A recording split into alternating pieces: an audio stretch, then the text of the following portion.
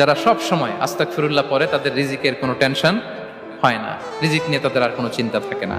আল্লাহ নবী নূহ আলাইহিস সালাম যিনি ওনার জাতিগোষ্ঠীকে বলেছিলেন ফাকুল তুস্তাগফিরু রাব্বাকুম ইন্নাহু কানা গাফফারা, তোমরা বেশি বেশি ইস্তেগফার পড়ো, তিনি ক্ষমাশীল।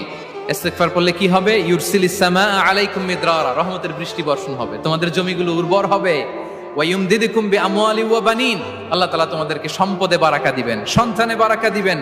ওয়া ইয়াজআল লাকুম জান্নাতিন ওয়া ইয়াজআল লাকুম আনহারা, তোমাদের ফসল ক্ষেতগুলো সবুজ শ্যামল হয়ে ভরপুর হবে, তোমাদের রিজিকে বারাকা নেমে আসবে। তাহলে আমরা যেন বেশি বেশি ইস্তেগফার করি।